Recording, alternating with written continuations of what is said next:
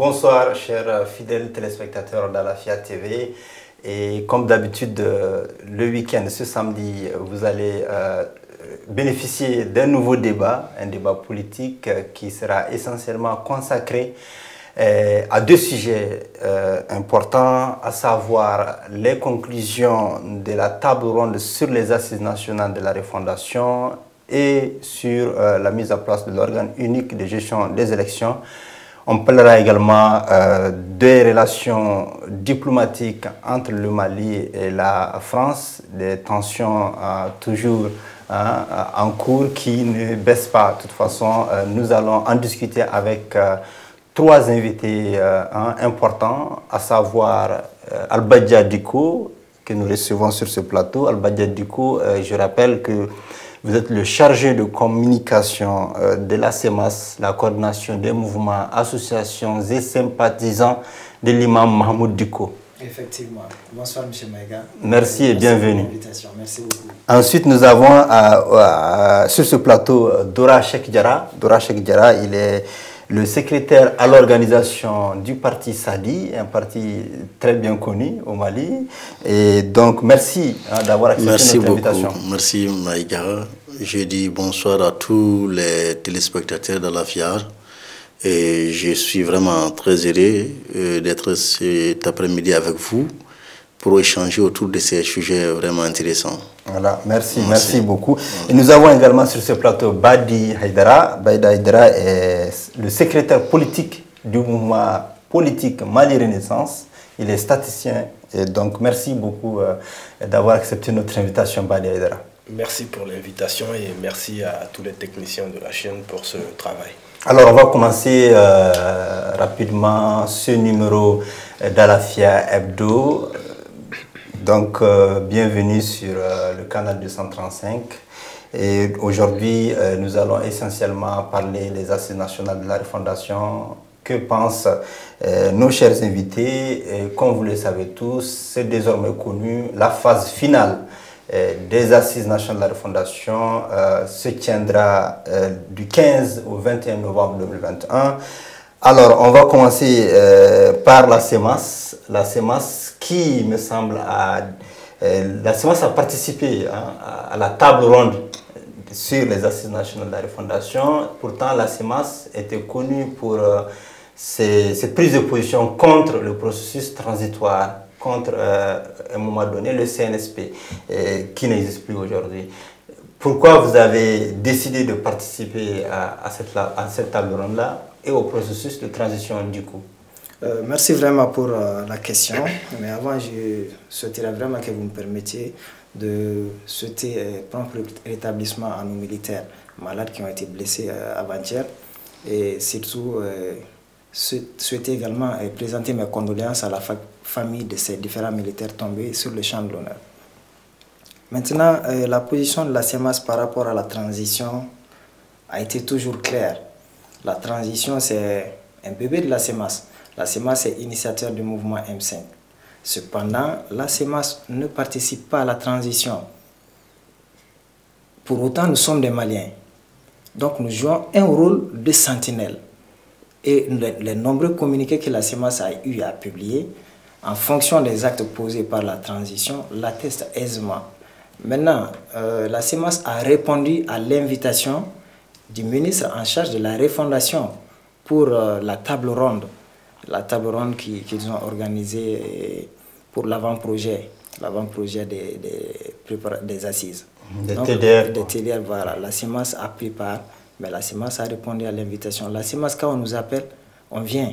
Étant malien, on est obligé de venir, de collaborer. C'est ce que le parrain. Vous allez continuer à venir. Tant qu'on nous appelle, tant qu'on a besoin de notre avis concernant la nation, on est obligé de venir et on partage avec les autres. Okay. Mais ce qui n'est pas bon, on dirait que ce n'est pas bon. Ça, c'est clair, c'est ça la position de la CEMAS. Alors, Dora Cheikh Diarra, les assises nationales, la table ronde, vous avez lu certainement la synthèse des conclusions de ces assises-là. Oui. Qu'est-ce que vous en pensez?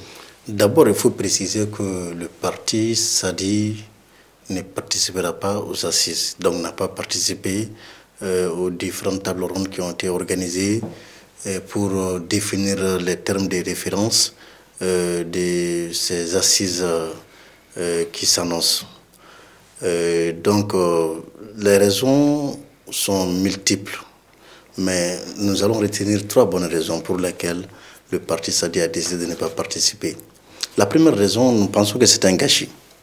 C'est-à-dire quand des forces insurgées, des gens qui se sont mobilisés contre un système, contre un régime, pas contre un homme, et qui ont l'opportunité, la chance d'être aux affaires, mais sont obligés de s'asseoir encore pour dire qu'est-ce qu'on va faire.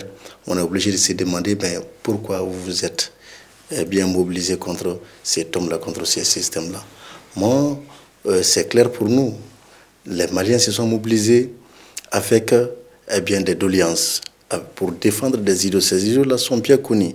Si aujourd'hui, celui qui se trouve aujourd'hui chef de gouvernement, qui était le porte-parole à un moment du M5RP, ignore les raisons pour lesquelles les Maliens se sont mobilisés, ça veut dire tout simplement qu'il ne comprend pas vraiment pour quelles raisons, et donc il est là-bas. Sinon, les Maliens, aujourd'hui, nous devrons éviter la perte de temps, la perte d'énergie, et nous devrons éviter de faire amuser notre peuple. Je vous dis, c'est simple, on sait ce que le Malien veut. Et il suffit aujourd'hui de se mettre à la tâche. Mais au lieu de se mettre à la tâche, on veut organiser des assises pour trouver un alibi.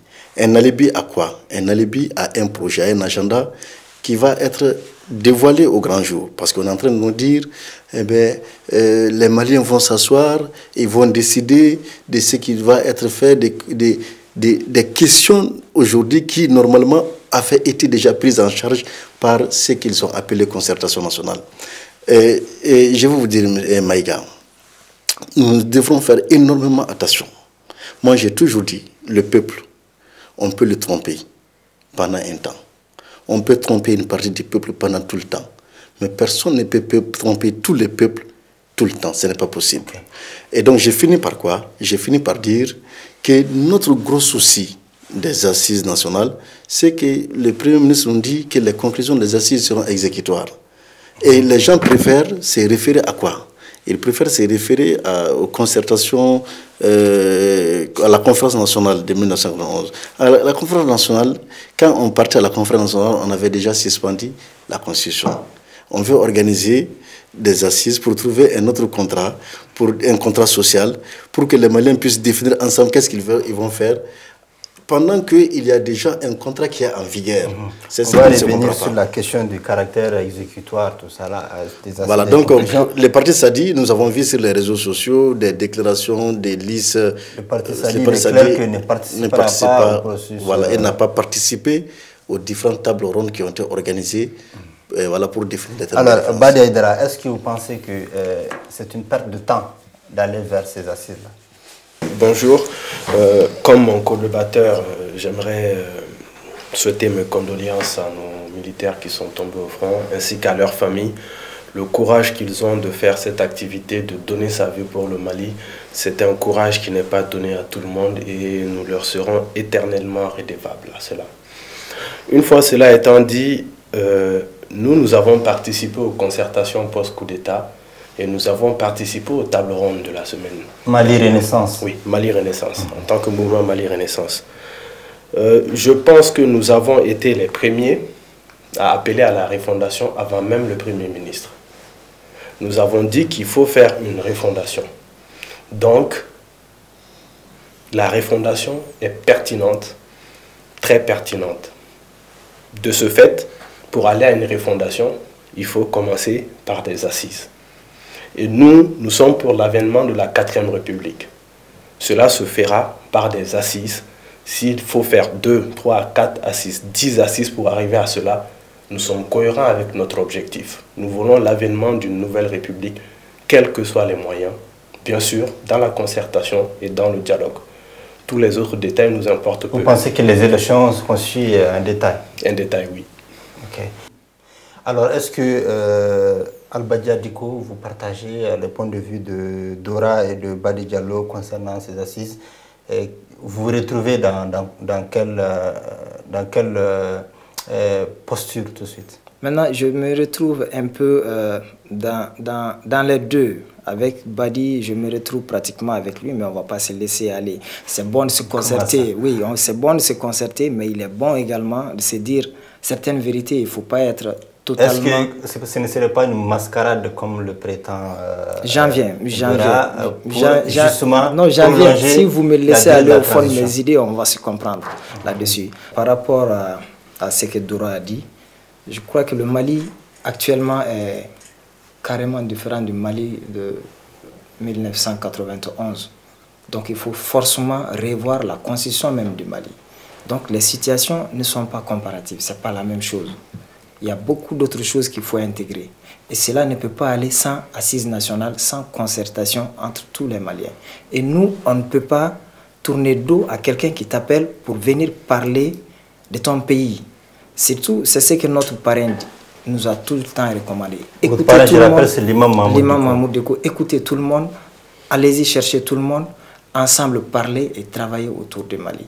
Et si on nous appelle dans ce cadre, nous, on ne peut que répondre et on va pour dire ce qu'on pense quant au bonheur du peuple malien. Ok, merci beaucoup. Donc nous recevons sur ce plateau professeur Clément Dembélé, qui est quand même un acteur politique aujourd'hui connu. Vous avez pris le train en marche. Nous sommes en train de parler justement de la table ronde sur les assises nationales de la refondation et sur l'organe unique de gestion des élections. Vous, certainement, vous avez lu les conclusions. Qu'est-ce que vous en pensez? Merci beaucoup.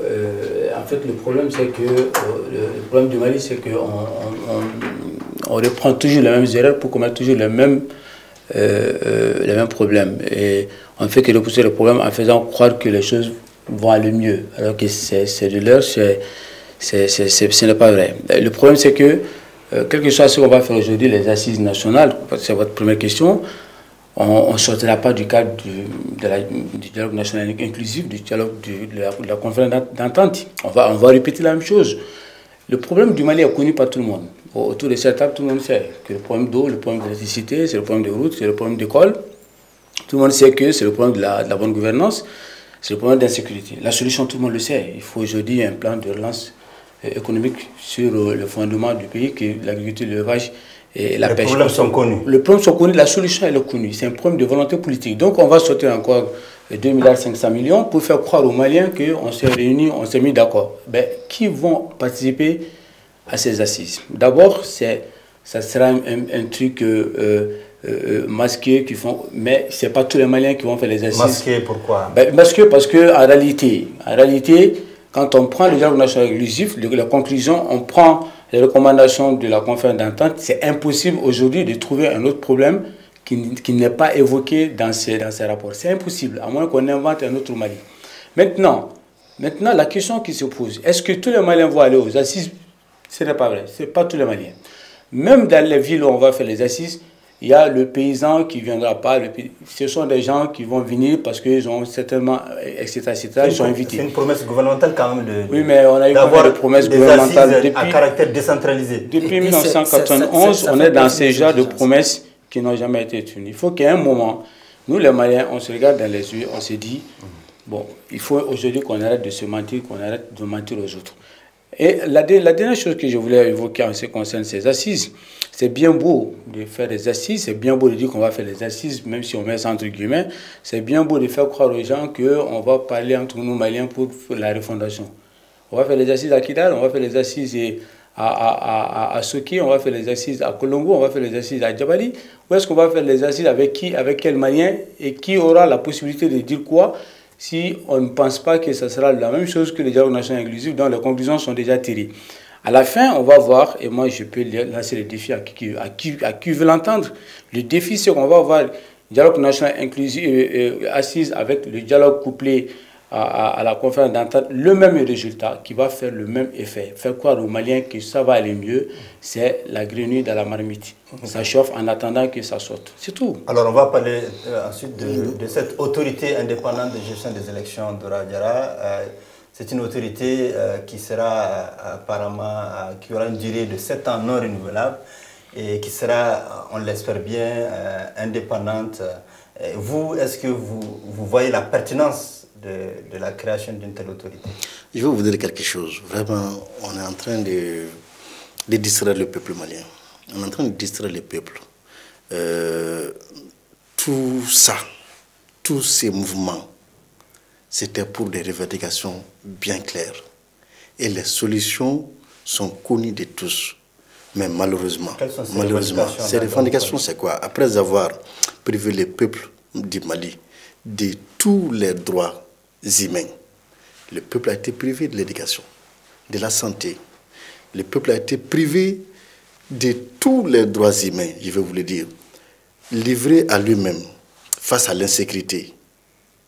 Les derniers moyens qui permettaient au peuple de sanctionner des dirigeants et d'amener des dirigeants capables de satisfaire ses besoins, ce dernier droit aussi a été retiré. C'est le droit de choisir, ses dirigeants.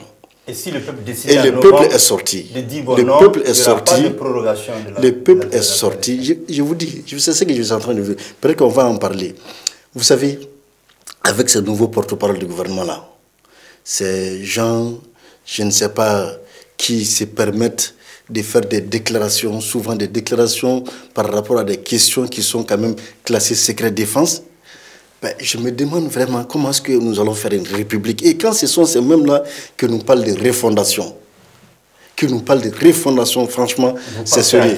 Je vous dis que, mais je vous parle présentement des autorités actuelles.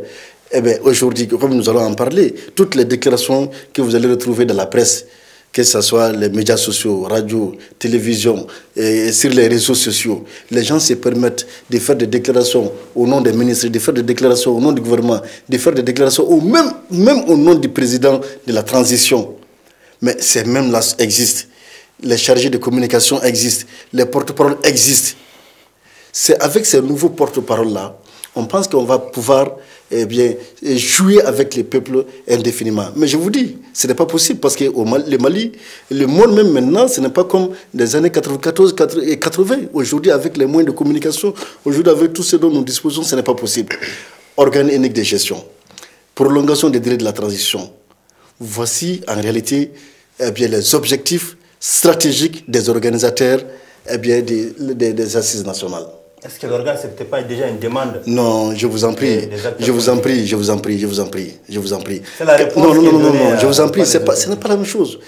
Aujourd'hui, les problèmes sont connus. Quand il y a des élections, qu'est-ce qui empêche les Maliens d'exprimer sa voix? Les problèmes sont connus. Les sanctions, c'est-à-dire les dispositions existent pour les sanctionner. Mais il n'y a pas une puissance, il n'y a pas une volonté, il n'y a pas un État, il n'y a pas une autorité pour le faire. Parce qu'effectivement, ces mêmes autorités-là, ces mêmes politiques qui sont en train de s'agiter, comptent sur la situation, comptent sur ce qui prévaut pour garder les pouvoirs, pour se maintenir au pouvoir. Donc moi je dis que les assises, la prolongation de la transition et organe unique des élections, on veut faire passer ces différents projets à travers des soi-disant assises nationales. Merci beaucoup. En réalité, Badi Haïdara, vous avez soutenu l'organisation des assises, la pertinence de ces assises-là. Est-ce que vous pensez que, comme le dit Dora Cheikh Diarra, que ces assises-là ne vont pas permettre de respecter, en tout cas, le chronogramme établi par le gouvernement 1 de la transition? Est-ce que c'est tenable, ce chronogramme?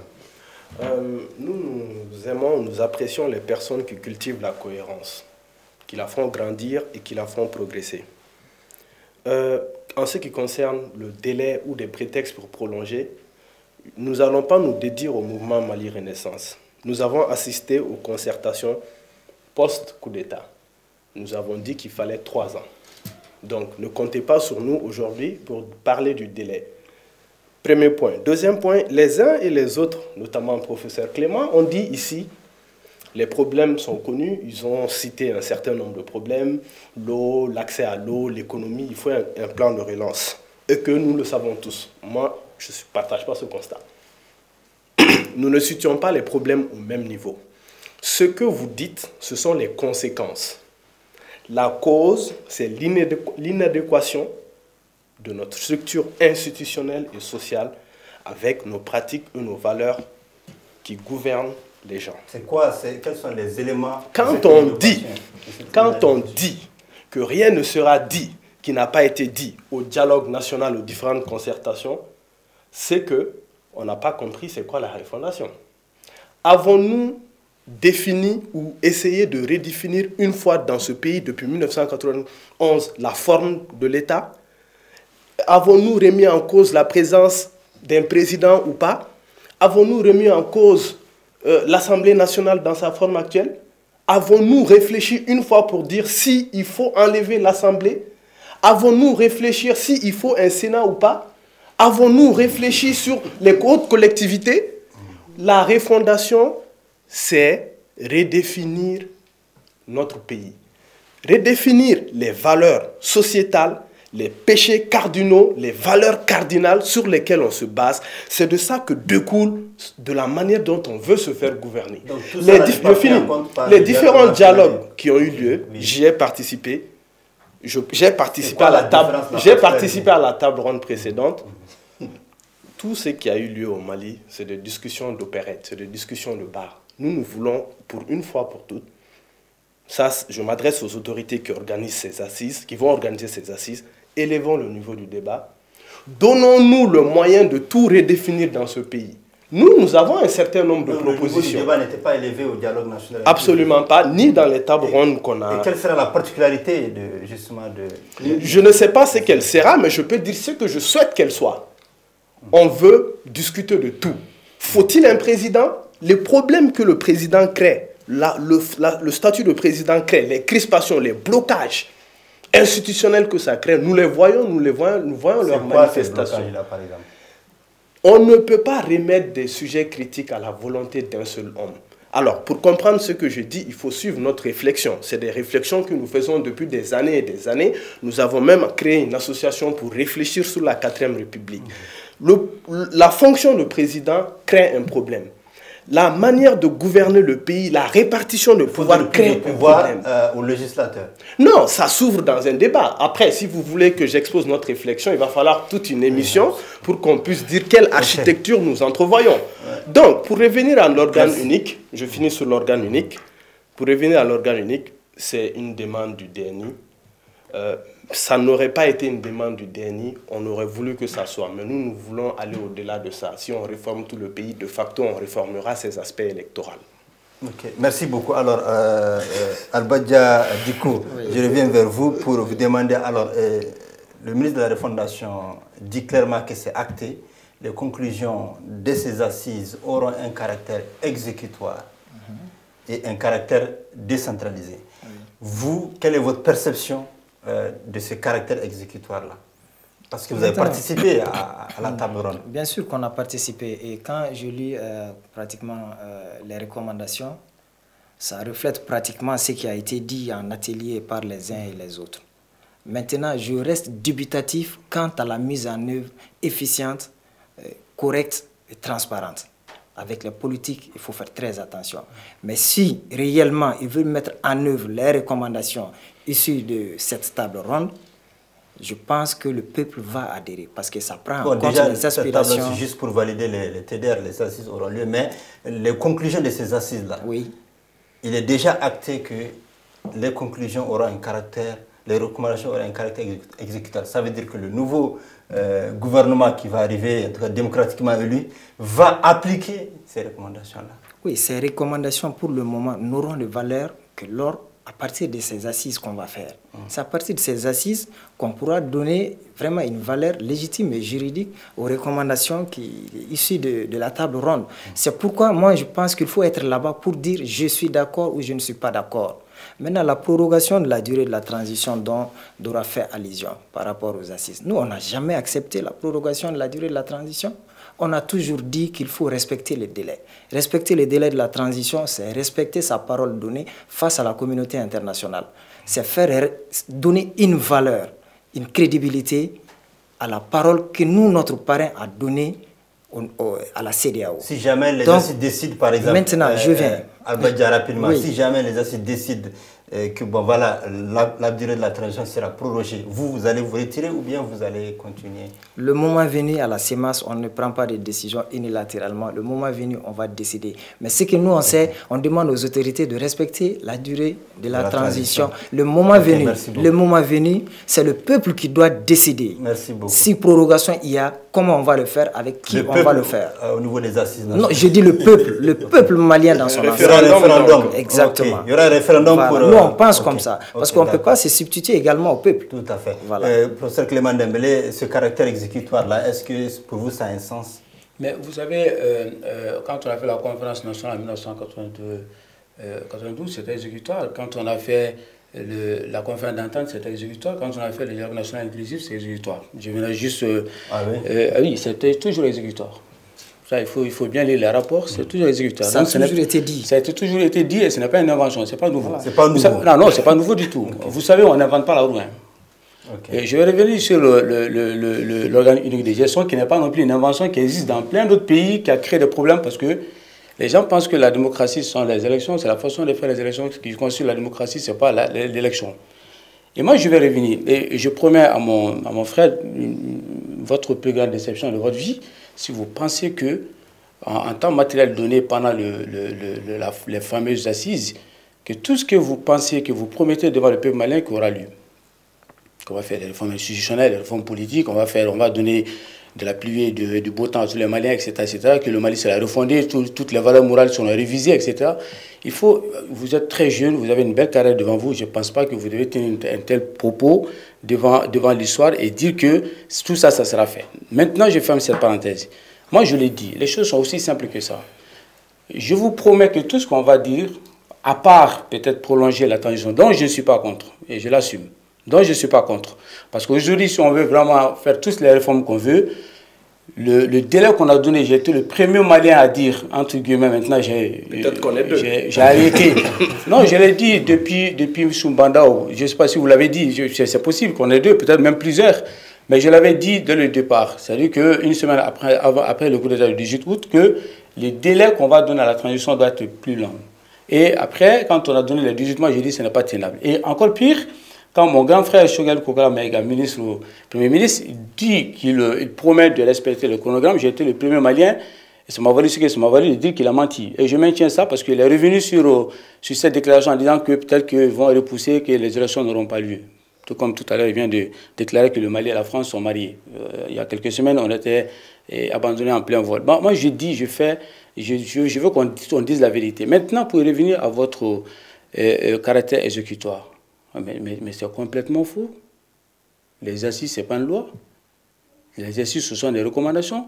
Il faut qu'on arrête un peu de jouer avec la langue française et de mentir aux Maliens. Ce sera une loi. Non, ce sont les assises. Ils vont faire une loi par rapport à quoi? Donc les assises vont quitter le caractère consultatif du peuple pour aller dans le caractère judiciaire. C'est ça que ça veut dire? Bien sûr. Ah ben, donc dans ce cas, ça veut dire qu'on est en plein mensonge. Parce que cet exercice ne peut pas être possible alors qu'il y a une partie des Maliens qui vont dire nous, on n'a pas participé aux assises. Sinon, ça veut dire tout simplement que les assises sont truquées, vous avez inventé, vous avez tout préparé. Autant ne pas faire les assises pour économiser 2,5 milliards et aller déposer un rapport. En fait, les autorités disent quoi? Auprès des justices. Moi, je ne suis pas contre l'idée des assises. Je suis contre le caractère mensonger de ces assises où on fait croire aux Maliens que tous les problèmes des Maliens, tous les problèmes seront réglés pendant ces assises. C'est ça qui mérite dans cette histoire. Allez-y faire les assises. Vous n'inventez pas, parce qu'on sait toujours que vous allez sélectionner quelques-uns qui sont les invités d'honneur qui vont dire ce que vous voulez qu'on vous dise. Vous allez payer 2000 francs à un paysan qui viendra vous dire quelque chose.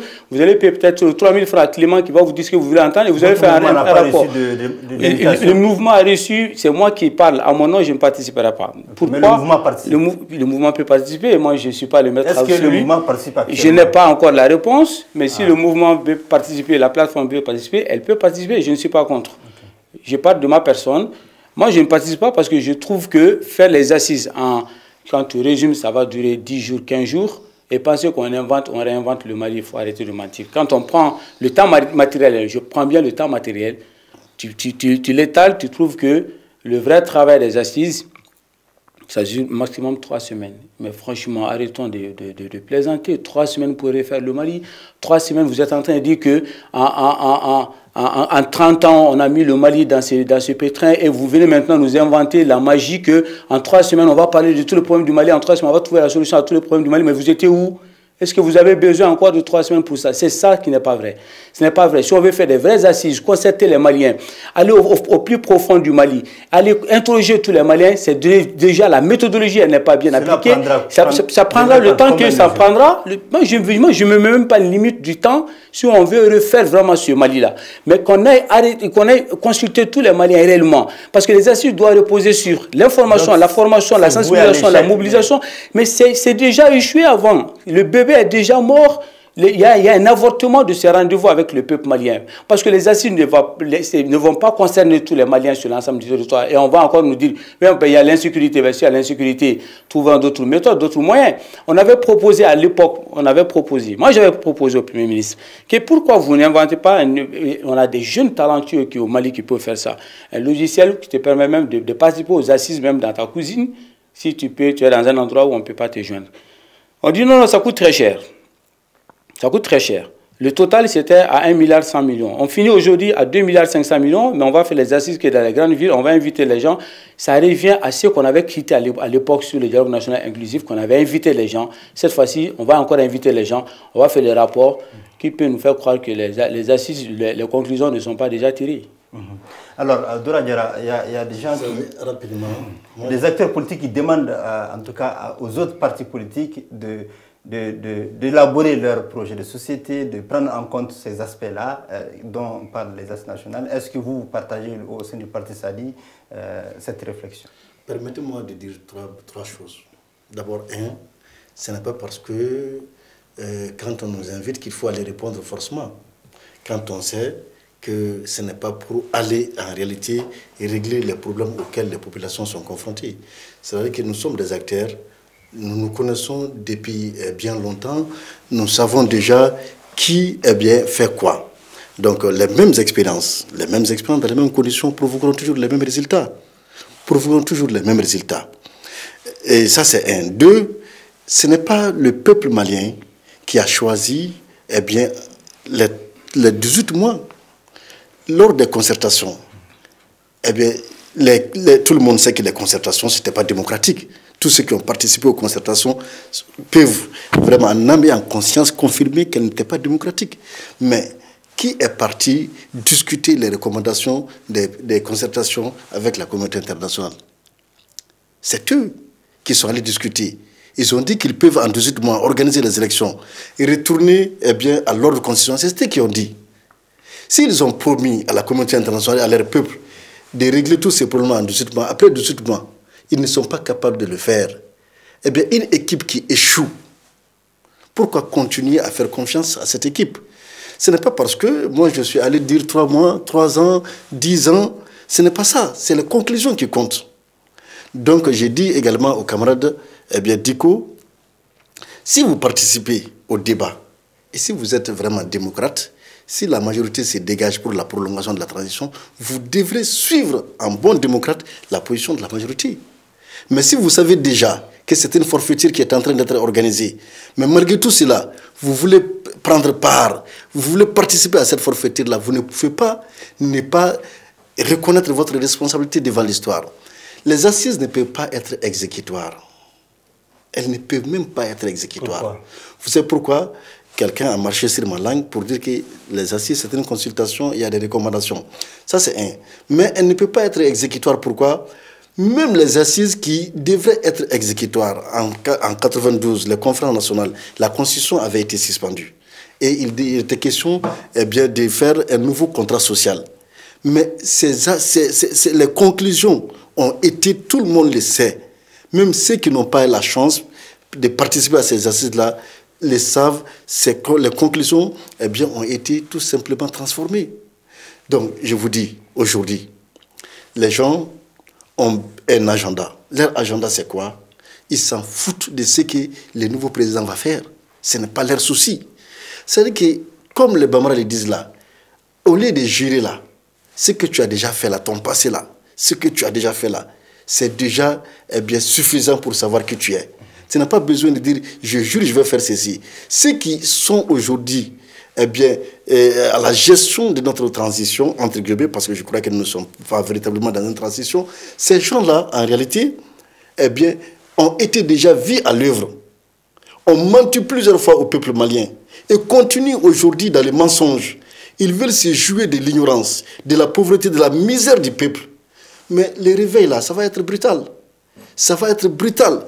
Donc moi, je finis par dire que les conclusions, les partis politiques doivent... Vraiment, ça c'est de la distraction. Aujourd'hui, s'il y a lieu d'aller vers une assise de refondation, ça veut dire que la constitution qui est en vigueur doit être suspendue. C'est ce qui doit être fait.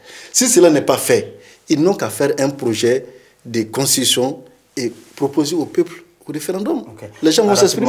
On va parler du deuxième et dernier sujet. Sur ce point-ci. Ça va être très rapide. D'abord, ce que je réclame, je n'ai pas dit que c'est ce que le gouvernement va faire. J'ai dit c'est mon souhait. Et vous avez raison, en 3 semaines, on ne peut rien faire de sérieux. Encore une fois, bien ayant participé à tous ces événements, je suis le premier à déplorer le problème de qualité des gens qui sont venus à ces événements-là. J'ai été bouleversé post-coup d'État de voir les gens qui étaient là-bas, le niveau du débat, la nature des préoccupations des gens qui viennent. C'est tout sauf des préoccupations fondamentales.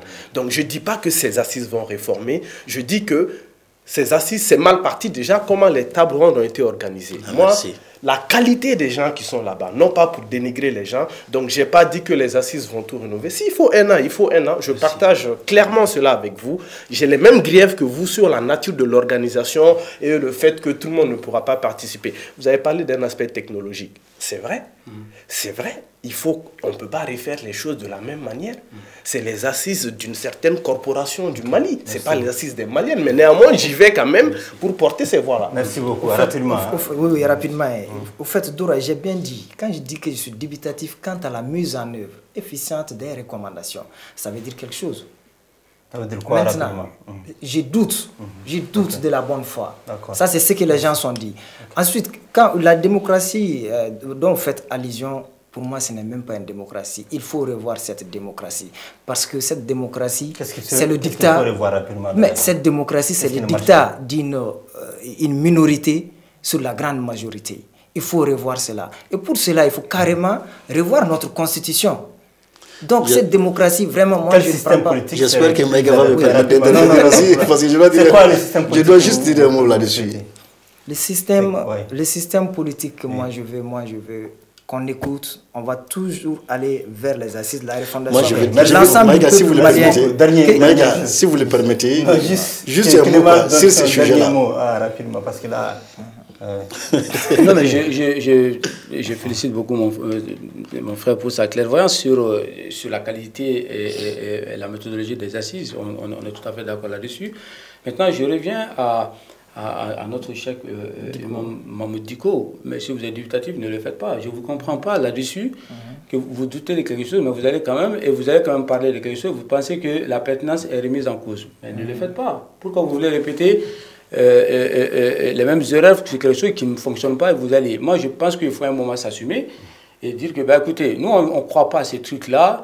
Pour nous, on doute de la sincérité, on n'y va pas. Et puis, vous assumez face à l'histoire. Sinon, vous participez, vous avez fait les assises, les conclusions, vous êtes acteur de ces conclusions et puis vous assumez de ce côté. Maintenant, pour terminer sur la démocratie, le problème de notre démocratie, comme il ne croit pas à la démocratie, ce n'est pas le pouvoir de la minorité sur la majorité, c'est le pouvoir de l'argent sur les pauvres. On a une démocratie mercantile. On a hérité d'une démocratie à 5 pattes. Tout simplement, quand on a de l'argent, on ne peut pas être député dans ce pays. Il faut avoir beaucoup de millions. On ne peut pas être président, il faut avoir beaucoup de milliards. On ne peut pas être maire, il faut avoir beaucoup d'argent. Donc, quand on occupe un poste politique, on se sert dans la caisse de l'État pour compenser son effort physique, moral et son effort financier. Et peut-être, je ne sais pas pour faire plaisir, peut-être qu'ils sont les seuls peut-être à être victimes de ne pas rentrer dans ce système quelques-uns, mais tous ceux qui aujourd'hui sont qu'on appelle des grands partis qui dépensent des milliards, qui sont au pouvoir, mais ils volent parce qu'à un moment, non seulement on vole la conscience du peuple, on vole la morale de l'histoire, on tronque la mémoire de l'histoire et on vole aussi soi-même et on s'en fout de ce pays. Merci Les beaucoup. dirigeants de la démocratie malienne depuis 92 à maintenant, ils ont du mépris, ils n'ont aucun amour pour ce peuple. Alors on va parler rapidement. Juste un mot. Maïga, permets-moi, juste un moment, je veux tout simplement dire que c'est pour toutes ces raisons évoquées là. Finalement, vous avez compris que même ceux qui ont participé déjà aux différentes tables rondes et qui veulent partir ont déjà des... Voilà. C'est pour toutes ces raisons-là que nous devrons mettre suffisamment de pression. La durée de la transition, nous avons dit, ce n'est pas un problème pour nous. Hein. Mettons le temps qu'il faut, mais pour régler les problèmes pour lesquels les Maliens sont descendus dans les rues. Mais ceux qui ont dit 18 mois, après 18 mois là, ils doivent nous dire qu'est-ce qui n'a pas marché. Et on doit savoir si on peut encore faire confiance aux mêmes ou pas, ou si on doit amener d'autres personnes pour régler les problèmes. C'est ça la question. Dans ces cas, vous m'accordez 10 secondes. Dans ces cas, la solution, elle est très simple. Et je n'arrête pas de chanter sur tous les toits du Mali pour dire la même chose. Est-ce qu'on doit prolonger la transition, oui ou non? C'est l'avis du peuple qui va compter. Il faut aller au référendum. Avec qui on va aller, si on doit prolonger, avec qui on doit prolonger, pourquoi on doit prolonger, comment on doit prolonger, sur quel temps, sur quelle durée on doit prolonger, ce qu'on appelle le 5W, what, who, when, where, why. Et quand on arrive à répondre à ces 5 questions majeures qui seront au cœur même de l'enjeu de la survie de ce pays, on verra les choses. Mais prolonger la transition sans l'avis du peuple malien, c'est quand même de voler la volonté du peuple malien et d'ouvrir à une crise qu'on ne pourra pas maîtriser. Nous espérons que ce n'est pas le souhait des autorités de transition. On va parler justement rapidement de ce sommet Afrique-France qui a lieu à Montpellier. Une nouvelle formule qui me semble être en tout cas une nouvelle formule parce que il n'y a aucun chef d'État africain et il n'y a que des acteurs de la société civile, mais aussi des entrepreneurs en tout cas qui sont invités par le président français Emmanuel Macron. Alors, rapidement, Diko, vous, est-ce que vous pensez que c'est là, comme le disent certains observateurs, est-ce que ça va créer tout simplement un lien humain, ou renforcer le lien humain qu'il y a entre les Français et les Africains de façon générale? Moi, je pense tout sauf ça. C'est au contraire. Moi, je pense que la France a compris que ces gouverneurs qui sont là ne font plus le poids face au peuple. La jeunesse africaine est enfin éveillée, on comprend les choses, ils n'arrivent plus à nous manipuler. Je peux même dire qu'une des raisons pour lesquelles les chefs d'État ne sont pas présents pour une des premières fois, c'est parce qu'ils n'ont pas été invités. Parce que le président Macron ne veut pas s'afficher avec des putschistes. Pourquoi? Ça va jouer... Il prépare ses élections. Il ne faut pas que les élections de la France dépendent de nous, le Mali, et sur notre dos. Comment se fait-il? Le président français n'est pas le président de l'Afrique. Quand on dit sommet France-Afrique, il est le seul chef d'État. Nous, on n'a pas de chef d'État là-bas. Est-il président de l'Afrique? Est-il président de nos pays? Et ces jeunes-là, comment est-ce qu'ils sont partis? Sur quelle base? On doit se poser la question. Pour moi, il veut juste avoir la jeunesse africaine avec lui. Comme il est aussi jeune. Ouais, c'est cette base-là. Voilà. Maintenant, malheureusement, la manière n'est pas la bonne. Ok. Professeur Clément Ndembele, vous, votre il y a trois choses dans cette dimension. La première chose, c'est que Macron, il veut montrer quelque part, en termes politiques, parce qu'il y a l'aspect politique, il y a l'aspect économique, il y a l'aspect communicationnel. Alors, l'aspect politique, Macron veut dire que, voilà, on a rompu avec le cordon ombilical, on veut faire une nouvelle France-Afrique, ce qui n'est pas une France-Afrique institutionnalisée, politisée, mais une France-Afrique qui est avec la société civile, qui vient vraiment dire les choses comme il faut faire. Macron essaie de rétablir une nouvelle relation entre la France et l'Afrique, parce que la France est en train de perdre complètement l'Afrique à l'avantage de la Russie et de la Chine. Alors la Chine sur le côté social et la Russie sur le côté militaire et économique. Et du coup, Macron veut reprendre les choses, cette fois-ci, pour qu'on oublie un peu que la France est plutôt liée aux dirigeants, mais avec entre guillemets, le bas peuple. Donc c'est pourquoi on invite ces gens-là. Deuxièmement, Du point de vue économique, Macron invite quand même les chefs d'État, et plutôt les chefs d'entreprise. Il fait venir la société sud-africaine, mais n'oublions pas que la diaspora, elle est présente. Moi, j'ai beaucoup de jeunes, je suis militant dans une dizaine d'associations présentes sur le terrain, qui sont invités, mais ça, c'est la diaspora. Donc, ça veut dire tout simplement que aujourd'hui, Macron essaie de voir, si politiquement on a du mal, on essaie de voir du point de vue économique comment on peut lier, comment la France peut rétablir son précaré, c'est-à-dire une sorte de symétrique entre la diaspora africaine qu'il y a en France et la société civile en Afrique et les entrepreneurs français qui sont très présents et quelques entrepreneurs africains. Troisième dimension qui est purement communicationnelle, Macron veut dire, écoutez, ce n'est pas la France qui se mêle dans vos affaires politiques. Nous, on veut une relation win-win, une relation gagnant-gagnant. Aujourd'hui, vous voyez, on a invité la jeunesse africaine, il y a la jeunesse française qui est là, parce qu'il y a des jeunes Français qui sont invités, il y a les entrepreneurs qui sont là. Donc la France tourne le dos à cette vieille relation franco-africaine pour ouvrir une nouvelle fenêtre dans la relation africaine. C'est double tranchant parce que c'est, comme il a dit M. Dugo, c'est une communication politique qui vise aussi les élections prochaines pour qu'on ne dise pas à Macron, attendez, vous êtes en train de vous convomiter avec des gens qui ne sont pas du tout beaucoup fréquentables. Mais Macron dit non, moi j'ai invité la jeunesse africaine, c'est l'avenir de l'Afrique, c'est l'avenir de la France. La France, son avenir va se jouer avec ces gens-là. Nous sommes ouverts à tout le monde. Et la dernière chose que Macron passe comme message, qui est très essentiel, qui est dans la stratégie de relations communicationnelles, vise à faire un message aux différents chefs d'État africains. Attention, la France aujourd'hui ne regarde pas là-haut. La France commence à avoir une base de mobilisation. J'ai maintenant les carnets d'adresses. Je suis en contact avec la diaspora africaine, avec la société civile. Si demain, la France veut foutre le bordel au Sénégal, alors c'est pas compliqué, même si on sait qu'il y en a marre et Balé ne sont pas présents là-bas, mais on peut aussi mobiliser la base. Donc voilà, toutes ces stratégies qui sont mises en place. Okay. Qu'est-ce qui va sortir de tout ça? Ce qui va sortir de tout ça, c'est que la France va essayer de se repositionner sur le plan économique et sur le plan politique en basant aujourd'hui son effort dans les mois, dans les semaines à venir sur une communication très puissante à partir de la diaspora africaine en France et la société civile africaine. Okay. Dora Diarra, comment vous comprenez cette stratégie d'Emmanuel Macron? Moi, je dis que les raisons pour lesquelles les États occidentaux ont encouragé et soutenu le mercantilisme depuis la Renaissance. Vous savez que quand il y a eu la grande production en Europe et qu'il y a eu les marchés ont été saturés, l'Europe avait besoin des marchés.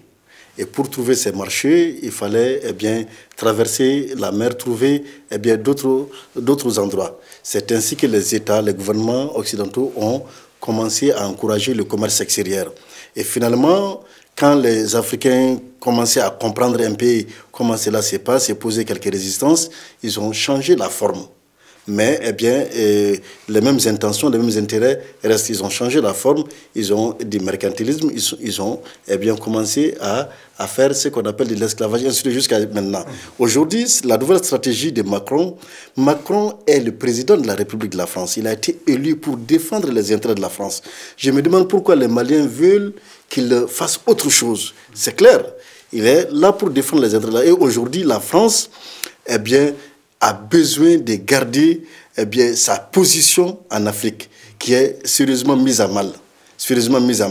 Mais mise à mal par quoi en réalité? C'est ça la question. Mais on va rentrer dans les détails. Je crois que c'est une façon pour Macron, comme les autres ont dit, de garder sa même mise sur l'Afrique. Okay. Et je crois que si on ne fait pas attention, peut-être, si on ne fait pas attention, ça va être le début d'une autre forme, mais les mêmes intentions, comme j'ai dit, les premières intentions, qui est l'exploitation, ça va continuer. Okay. Voilà. Merci beaucoup. Badi Aïdara, est-ce que vous partagez les différents points de vue D'abord, sur ce sujet, moi j'aimerais avant tout m'adresser aux Maliens et aux Africains qui ont été là-bas. Macron, c'est un facteur X, si nous nous gérons entre nous. Il faut avoir de la conscience historique. Il faut avoir de la conscience historique. En tant que citoyen malien, vous êtes appelé par la France, vous venez, certains disent qu'ils sont là pour dire les vérités à Macron, etc. Il faut avoir la conscience historique, il faut savoir sur quel terrain de jeu on est et quelles sont les règles de ce genre de jeu. D'abord, c'est un travail communicationnel. Donc, il va récupérer l'image de ces jeunes-là pour communiquer avec.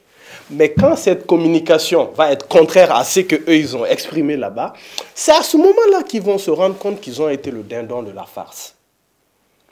Macron cherche une légitimité. Cette légitimité, il veut aller la chercher auprès de cette société civile. Ces gens-là qui sont partis là-bas, s'ils pensent qu'en allant là-bas, ils auront l'opportunité de dire les vérités et de pouvoir influer sur les relations entre État et État, c'est qui se leurre. Les enjeux, ce n'est pas là-bas. C'est plus une question d'image qu'une question d'enjeu réel. Dans tous les cas, la stratégie de Macron qui consiste à se reposer sur ces jeunes-là qui ont quitté le Mali, elle a ses limites. Je suis plus dubitatif. Je fais attention à un point précis que Clément a dit, la liaison entre la diaspora là-bas et les jeunes ici. Là, ça peut prendre de l'ampleur parce que la diaspora est un grand acteur économique. Et si les Maliens ne font pas attention, la diaspora sera accaparée et introduite dans une stratégie de la France. On n'aura plus de main mise sur ces fonds-là pour les réorienter à notre souhait. Moi, ma problématique est là. Et l'État malien doit réagir, elle aussi, pour mettre des cadres, pour prendre de l'avance sur ces choses-là. Parce que cette alliance avec cette diaspora là-bas et les jeunes ici, elle aura plus d'impact que les jeunes qui sont partis là-bas. Parce que la diaspora, excusez-moi du terme, il y a les grands cerveaux là-dedans, il y a des grandes réflexions, il y a le pouvoir économique, il y a le pouvoir économique sur des gens qui sont au Mali, il y a des pouvoirs de décision, d'élection aussi qui sont sur les gens. Parce que quand vous êtes à l'extérieur et que c'est vous qui financez, on sait que vous avez de l'influence sur les choix électoraux et consorts. Donc, voilà, je dis à ces gens, faites attention, maîtrisez là où vous mettez les pieds et ne soyez pas les dindons de la farce. On va faire un dernier tour de table sur le sujet.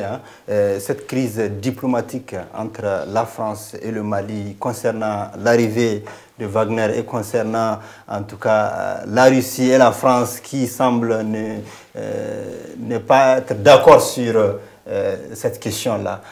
Donc il y a eu une réponse du ministre des Affaires étrangères de la coopération internationale du Mali, Abdoulaye Diop, qui a rappelé, qui a convoqué l'ambassadeur de la France au Mali. Est-ce que cette réponse elle est à la hauteur des enjeux? En fait, ce n'est pas la première fois qu'il y a ce genre de réponse de la chambre diplomatique. Je prends le cas du Mali. En 1967, le ministre des Affaires étrangères du Mali avait fait une réponse. Il faut aller fouiller dans les archives. C'est ce qui manque souvent à des gens. On pense que ce que Diop a fait, c'est unique, c'est la première dans l'histoire du Mali. Ce n'est même pas la 20e. C'est que je peux vous citer au moins 20 cas où parfois les réponses sont plus virulentes et les répliques sont plus virulentes que ce qui se passe actuellement. N'oublions pas aussi Alou Blonembé qui a fait 3 fois, qui a convoqué 3 fois des ambassadeurs pour les remettre à leur place et parfois de façon moins diplomatique que ce qu'on a vu avec des phrases... concernant concrètement l'arrivée probable de Wagner. Non, mais quand on a fait une histoire, quand on a fait toute une histoire comme si Wagner... Ça veut dire qu'on oublie nous-mêmes. Est-ce que nous allons rester éternellement des petits-enfants qui sont obligés d'aller se cacher sous la robe d'autrui pour dire ouais, mais il faut nous protéger? Moi, je ne suis pas pour Wagner, je ne suis pas pour la France. Moi, je suis pour l'armée malienne. Pourquoi on ne pose pas la question aujourd'hui? La question substantielle qu'il faut poser aujourd'hui, c'est comment il faut restituer, il faut reconstituer, il faut redorer cette armée. Il faut dépolitiser, comment il faut dépolitiser l'armée malienne, comment il faut décorrompre cette armée, comment il faut amener la justice sociale et l'équilibre dans cette armée, comment il faut motiver. Voilà les vrais enjeux, les questions. Nous ne sommes pas pauvres, on est pauvrement gérés et comment il faut faire que cette armée soit vraiment une armée malienne et républicaine capable de défendre le territoire malien. Wagner, c'est 1000 hommes.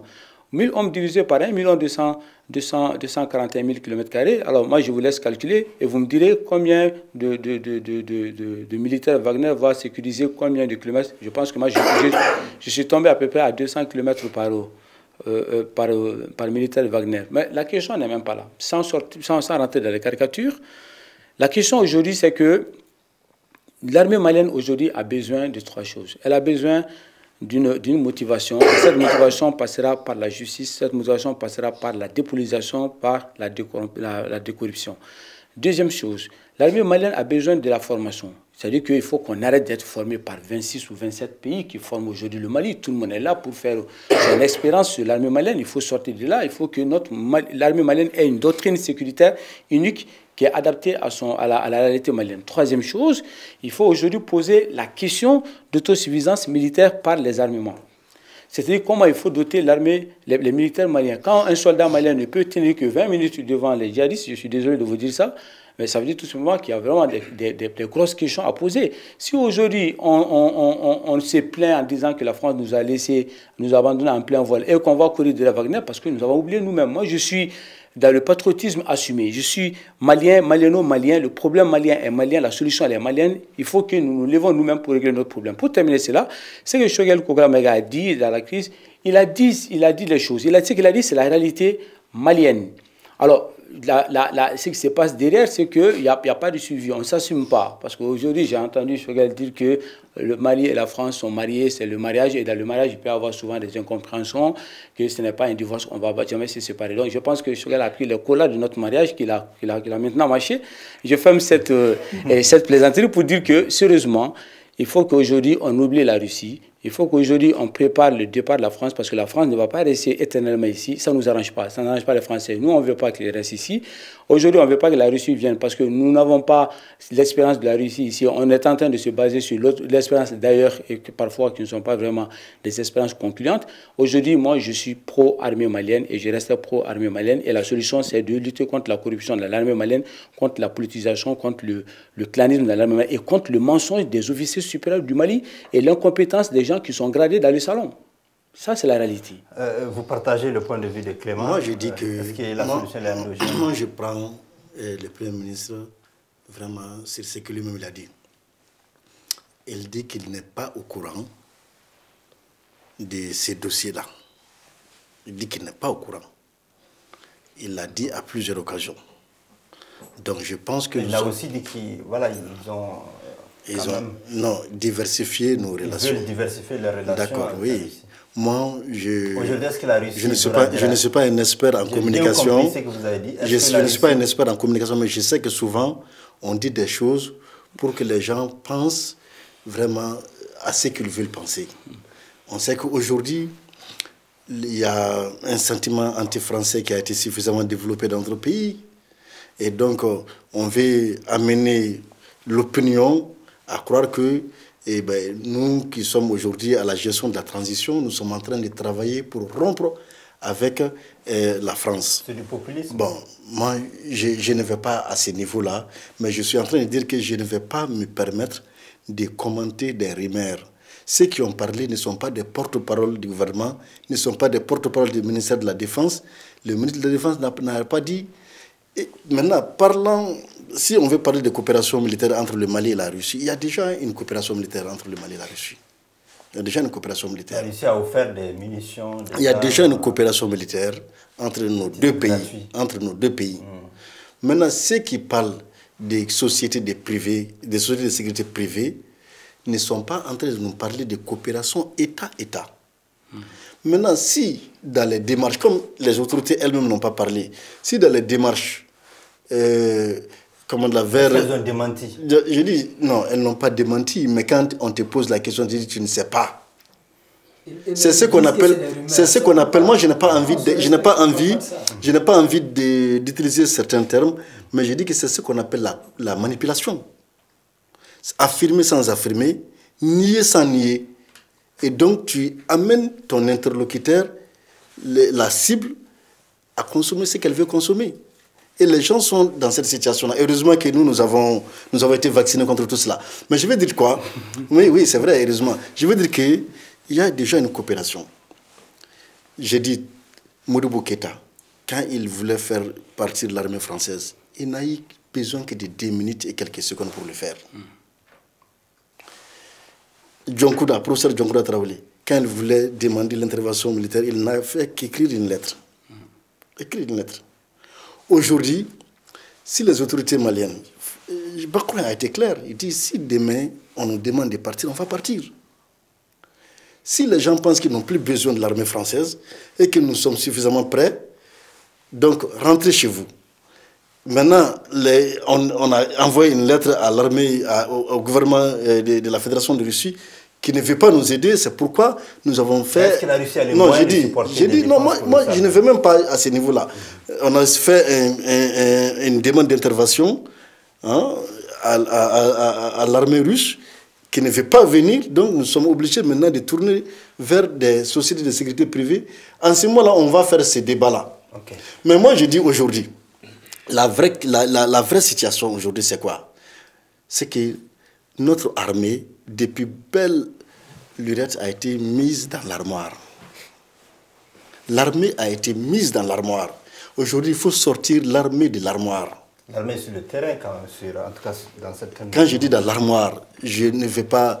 Je crois que je n'aurai même pas le temps de reprendre tout ce que Clément vient de dire. Tous ces problèmes-là sont connus de tous. Aujourd'hui, nous avons besoin de motiver notre armée.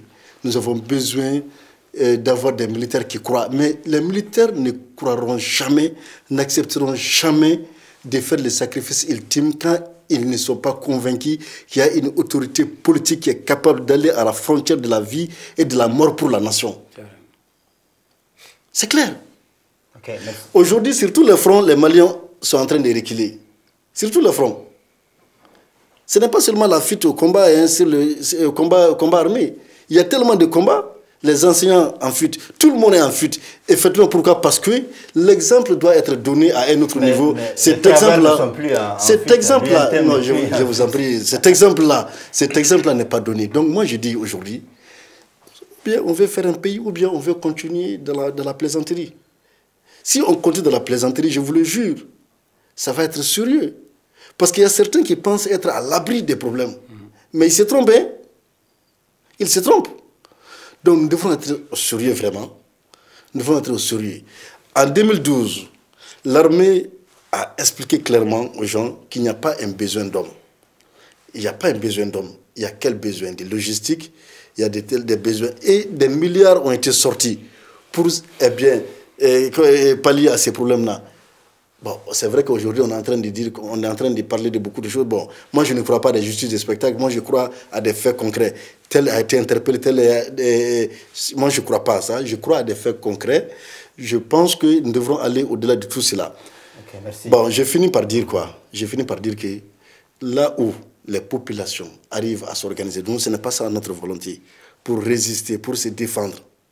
Je pense qu'en faisant un peu d'effort seulement, notre armée va avoir les ressources nécessaires vraiment qu'il faut pour faire face à la situation. Est-ce que Badi Aïdara, vous pensez que la France, la force Barkhane doit partir? Alors, déjà, remettons le sujet dans le contexte. On parle de Wagner, de France, on parle des bruits diplomatiques. Je ne reviens pas là-dessus, c'est des habitudes d'usage en diplomatie, je ne commente pas, c'est des détails. Ce qui se passe en réalité, c'est en dessous. Donnez-moi 5 minutes pour développer un peu ce que je vais dire en termes géopolitiques.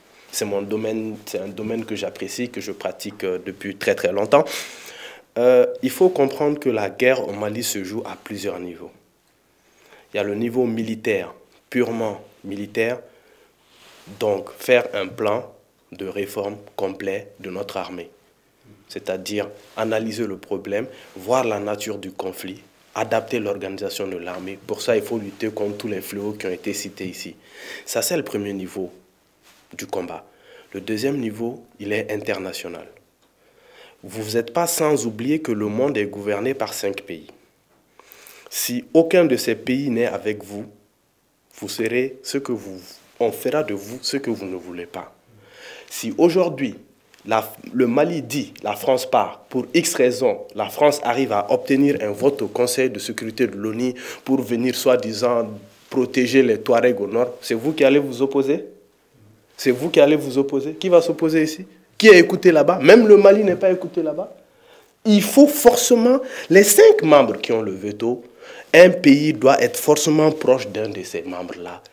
Suffisamment proche pour qu'il puisse s'opposer, c'est-à-dire s'opposer à d'autres intérêts par ailleurs avec les 4 autres pays pour un avantage pour votre intérêt donné. Ça, c'est le combat est important. Vous allez beau armer notre armée correctement, si vous ne faites pas ce combat sur le jeu politique, on fera de vous votre pays, ce que vous voulez, vous allez vous asseoir, vous n'allez pas regarder.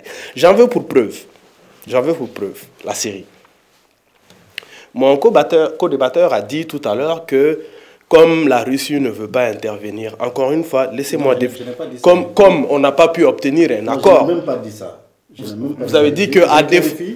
J'ai dit si les autorités disent nous allons vers un groupe de sécurité privée parce que nous n'avons pas pu trouver un accord avec les Russes, j'ai dit on peut en ce moment comprendre cela. En fait. Mais cela n'est pas dit. Très bien. Cela n'est pas dit. Laissez-moi vous donner quelques éléments d'appréciation de ce genre de situation. Il n'est pas donné à tout le monde d'apprécier ce genre de situation et je le dis avec modestie parce que j'ai pratiqué ces milieux-là. Le mode d'intervention de la Russie. La Russie, étant membre du Conseil de sécurité, ne peut pas engager ses forces officielles sur un terrain sans que ça soit concerté par l'ONU. Ça a été le cas de Barkhane quand ils sont venus. Donc, ils ne vont pas brouiller les intérêts qu'ils ont avec tous ces pays-là pour le Mali. Mais le mode d'intervention classique de la Russie, c'est les sociétés privées. La Russie est intervenue en Syrie en 2 temps. Premier temps, c'est Wagner qui a balisé le terrain. Après que les verrous diplomatiques et autres ont sauté, ils ont trouvé des moyens géopolitiques pour arriver ensuite sur le terrain. Ça, c'est très important. Pourquoi? Parce que vous avez 2 acteurs qui ont des pratiques différentes. Quand la France intervient au Mali, elle engage des fonds énormes. Elle trouve un moyen politique ou autre économique, des moyens détournés pour récupérer des bénéfices sur cet argent. Ça ne va pas être de l'argent perdu. Vous avez remarqué que quand on a parlé, que ce soit des rumeurs ou pas, quand on a parlé de Wagner, vous avez remarqué qu'on a parlé de montants qu'on doit donner par mois et on a parlé de mines. Moi, je préfère un partenaire qui est clair, qui dit l'engagement coûte très cher, il faut y contribuer et ça ne cache pas un lièvre. Je préfère quelqu'un qui dit je vais venir vous aider, ça vous coûte 20 milliards, 1000 milliards par mois, à quelqu'un qui dit je viens vous aider gratuitement, de toute façon je n'ai aucun intérêt, je viens vous aider. Donc Wagner ou pas, la Russie intervient très rarement, c'est pour des raisons géopolitiques. Et nous sommes obligés d'avoir des proximités avec un membre qui a le droit de veto. La preuve, les résolutions d'augmentation... On est déjà proche de la France. Mais tu es proche de quelqu'un qui est contre tes intérêts. Comment est-ce que la France serait contre les intérêts du Mali? Elle est contre nos intérêts. Le développement de ça, je pense que même un petit garçon au Mali maintenant est au courant de ces choses-là. Je reviens sur le sujet pour dire que je partage les avis sur l'armée malienne. Il faudra à un moment donné s'assumer. Et moi, je trouve très, très étonnant. Pour le moment, ce que les Maliens disent, Badi, c'est que la France investit énormément d'argent dans ce pays-là, que ce soit sur le plan sanitaire. Non, elle investit l'argent dans sa politique. De toute façon, elle investit l'argent dans sa politique. C'est ce que les Maliens disent. Des Maliens, en tout cas, disent. Donc, je finis juste, donnez-moi une minute pour finir mon développement. Ce que je veux dire par là, c'est que on ne sent pas que le Mali est en guerre. Quand un pays est menacé dans sa forme, dans sa structure, tout le monde est mobilisé au combat. Chacun joue son rôle. Celui qui amène l'eau aux soldats, c'est son rôle. Celui qui les donne des informations, celui qui cultive pour les donner à manger, c'est son rôle. À un moment donné, les autorités doivent dire aux gens qu'on est en guerre. Mobiliser l'effort. Parce que quand on parle de ces choses-là, je finis sur le troisième élément. Quand on dit ni le Mali, je veux pour le Mali, je suis contre Barkhane, contre la Russie. Vous n'êtes pas censé oublier que l'achat d'armement est régi par des lois internationales. Il y a un certain nombre de fabricants officiels d'armes. Donc, soit tu achètes avec les États-Unis, soit tu achètes avec la France, la Russie. La Turquie commence à rentrer dans le jeu avec l'OTAN. Donc, aguerrir l'armée, la renforcer, est devenu une question géopolitique. Tu ne peux pas acheter des armes comme tu vas acheter, excusez-moi le terme, du sorosoro-bonbon. Il y a des accords qui sont liés à ça. Donc, si tu te départis de tous ces acteurs-là, on verra bien où est-ce que tu vas fabriquer. C'est à Niamana que tu vas fabriquer les hélicos ou les armes. On va attendre 1000 ans pour ça. Non, prenons de la hauteur. Comprenons qu'on est dans un monde qui a des règles. Donc, on est obligé aujourd'hui de rester avec la France. Non, pas la France. On est obligé d'avoir des partenaires parmi les 5 membres de l'ONU. Ok, dans la Russie. Dans la Russie ou la Chine. Je dois faire un petit recadrage. On va donner la parole. Moi, je pense qu'il faut nuancer vraiment tout ça. Comme il parle de la géopolitique stratégique, La France est un membre permanent. Ça fait partie, donc, les membres mais moi, je crois que aujourd'hui, il faut qu'on regarde d'abord à l'intérieur de la structure à quel point ça pourrait. Vous dites qu'on est en pleine guerre, les autorités doivent dire qu'on est en guerre. Mais les autorités n'arrêtent pas de dire qu'on est en guerre. Ça se sent pas. Non, mais ça ne se sent pas, vous savez pourquoi?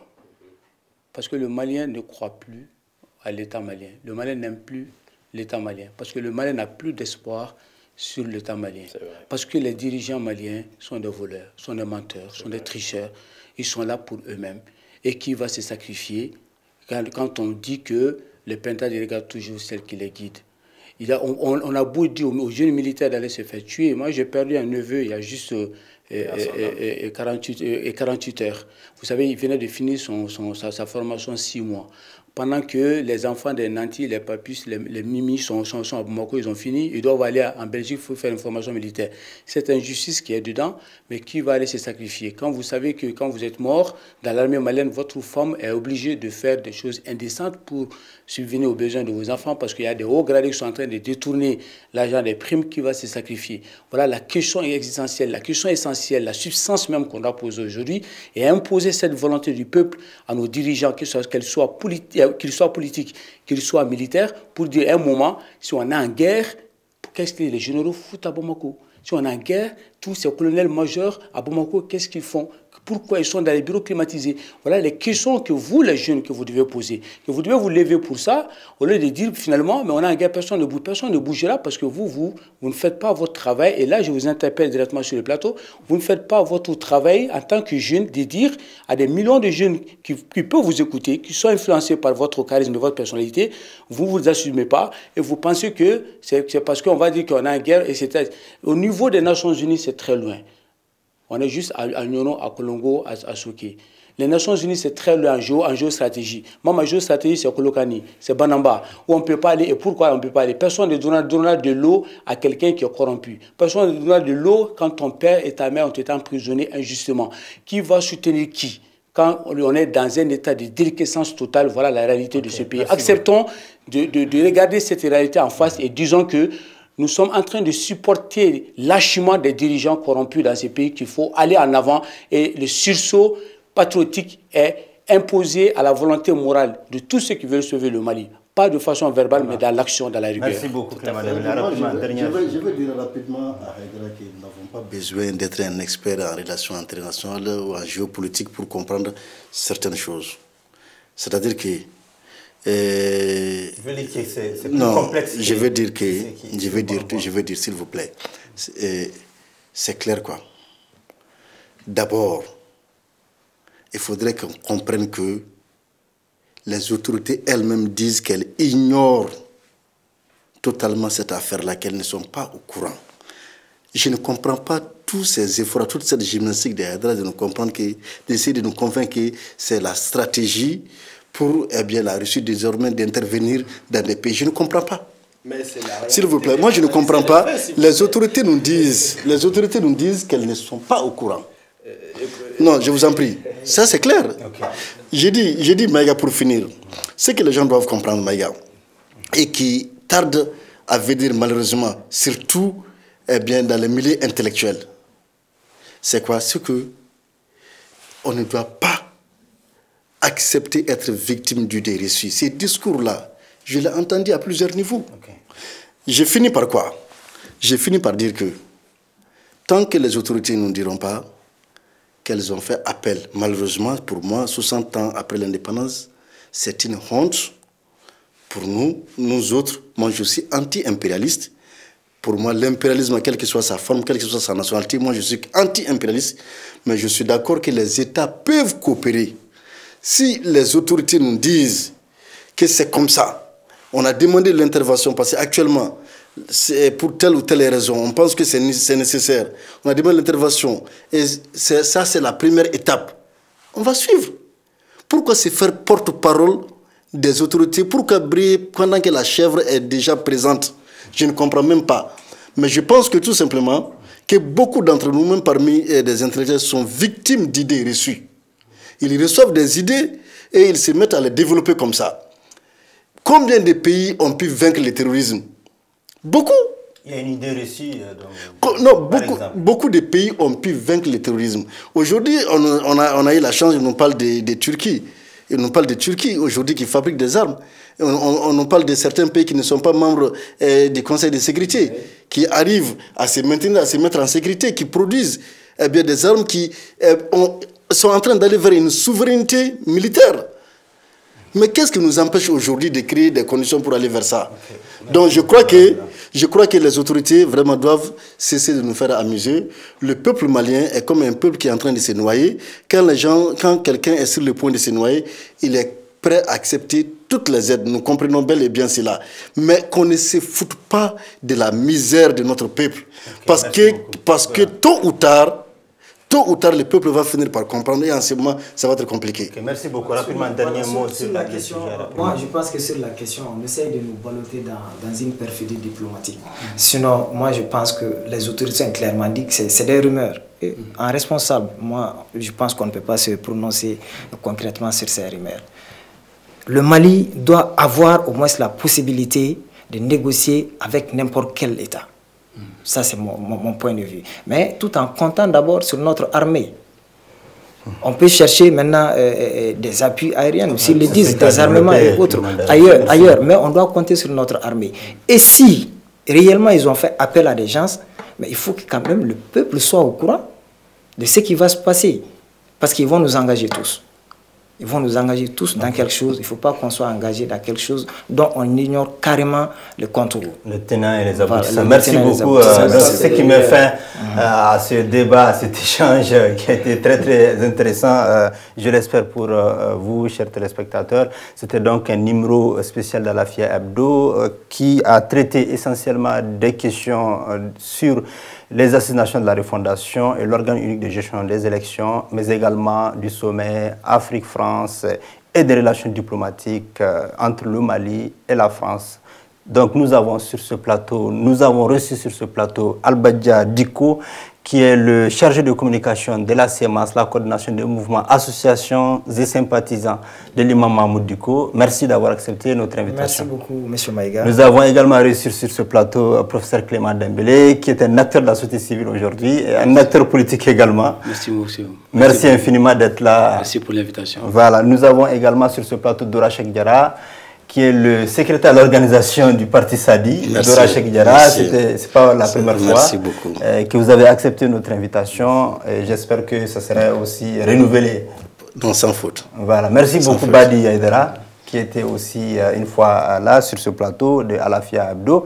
Badi Aïdara, je rappelle que vous êtes le secrétaire politique du mouvement Mali Renaissance. Merci beaucoup. Merci. Voilà. Donc, chers téléspectateurs, j'espère qu'on se retrouvera très vite ce samedi prochain avec un autre numéro de Alafia Hebdo.